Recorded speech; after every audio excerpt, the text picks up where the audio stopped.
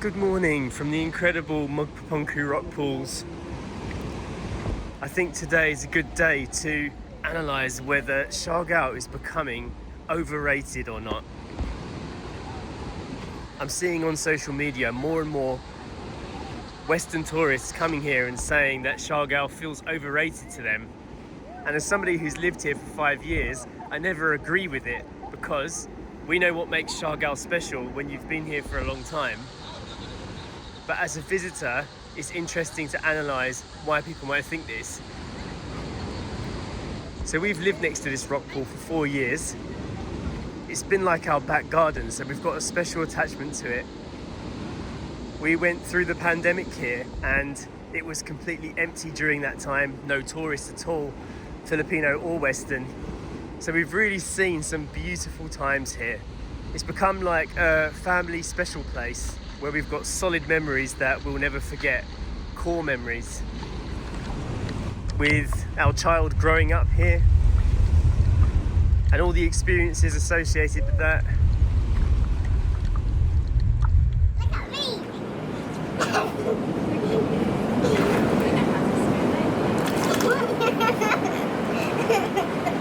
Our former dog Eden, who was a very special member of our life, also got to experience this place. Keep your back legs, Eden. Eden? Eden? Yeah? Can you pretend I'm teaching you? Yeah. I'll teach you. Okay then, teach me how to swim. So, kick your front legs and back legs. This. What, at the same time? Oh, Like this. doggy pedal.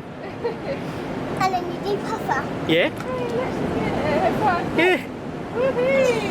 Look. Story, look. Glide. She's copying you, look. And you glide. Glide like this. Oh yeah, she's getting stronger, she's getting faster. Yay! Story, good job. Well done, teacher Story, look. Look, she's swimming. She's doing puffer. She's doing puffer. You glide, Eden. Oh, Eden. Yeah. And Came all the way from England, our English Cocker Spaniel, and swam in these pools. So the idea that it would be overrated to us doesn't actually compute at all. But what about for the visitor? Well, as you can see from the footage we've been shooting this morning, it's a lot busier than it was before. And this is of course because Siargao is becoming more popular. Lots of people are talking about it. There's that famous Siargao curse everyone talks about, how when you come here you don't want to leave. And in my opinion, the only reason why somebody might say Siargao is overrated is because it doesn't have the same spectacular appeal as, let's say, Palawan, the Twin Lagoons, and that really epic, grand landscape that you get there, which to the Westerner and the modern society, that kind of favours extremities these days. If it's not the best or the worst, people don't want to talk about it. And I think that is why Siargao is now being sometimes classified as overrated. So the truth of the matter is, it is obviously personal opinion. And if you stay here for longer than a few weeks, you definitely realise that Siargao is not overrated.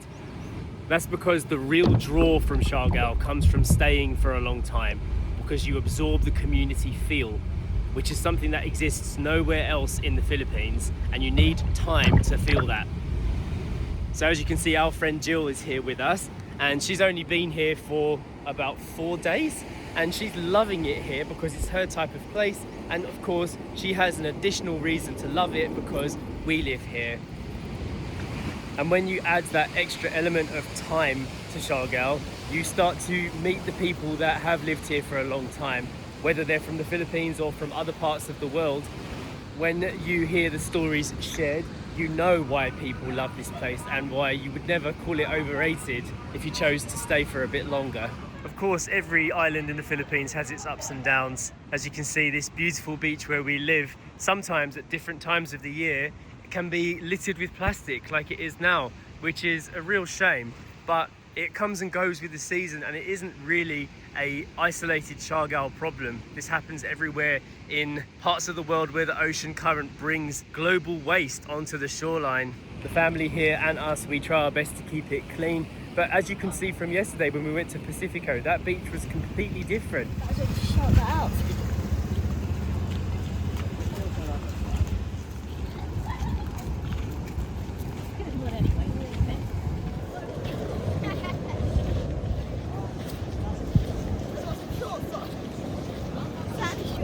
It was very, very clean. And that's not that far away, only 15 minutes. And it's not because people do more cleaning there, it's just the way the tide flows. And it's a big part of climate change as well. But how can we truly judge this island too harshly when we know that this plastic problem is a human problem? It's got nothing to do with actually being this part of nature in the Philippines. If the world was left to the animals, eh, Poppy? How would you treat the world if it was just you? There wouldn't be any plastic, would there? There wouldn't. There'd just be beautiful animals running around, all free. So as many of you guys know, we have a new baby on the way, and we are going to teach that baby how to take care of its home. We ordered 820 biodegradable diapers or nappies. I'm going to unbox those now because we need to find somewhere to put them in the house, and we don't want to be a part of the trash problem on this island as much as possible. Before I head in though, I want to do a tree update. Story planted this tree in 2021, and this is how far it's grown so far.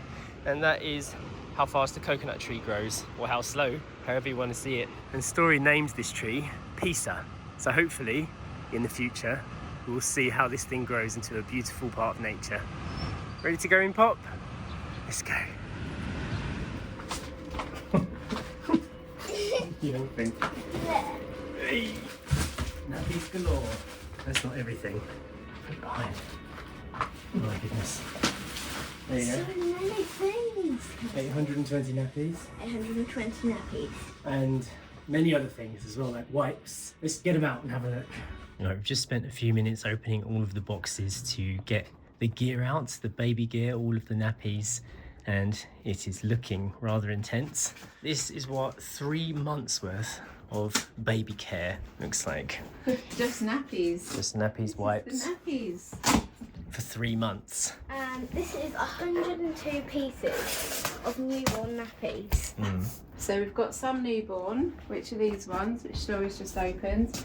And then these are the next size up, which is the small, but the sizes overlap. So the newborn is up to £7, and then the small starts from £6. So technically you can just use the small, but we don't know how big baby's going to be. Yeah. So we thought let's try out a few of the newborn ones. But yeah, we mainly got the smalls. There we are. Oh gosh, Mummy, what have you done? I've got 800 nappies. It's like 820 nappies in total, yeah.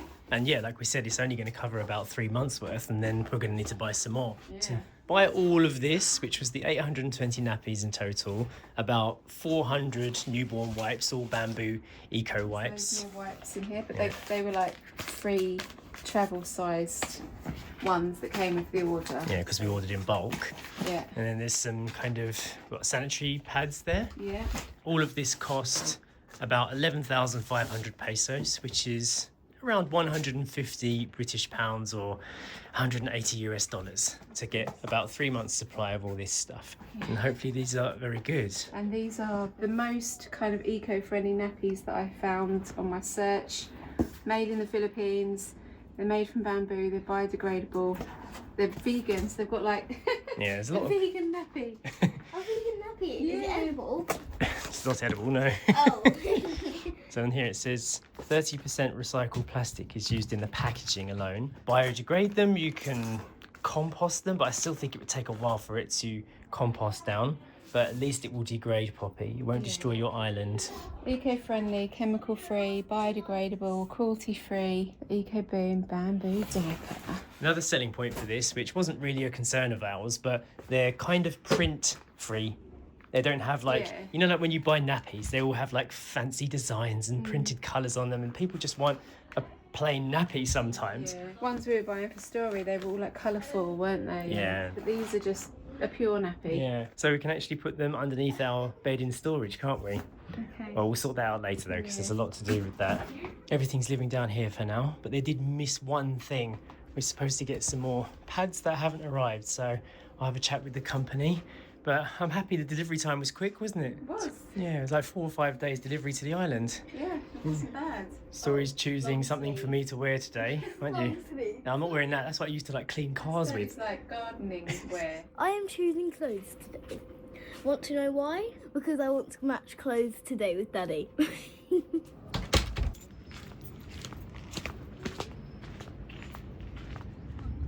It's an ultra humid start to the day. Oh, we lost a cat yesterday, but Story's found it. You found Lucky?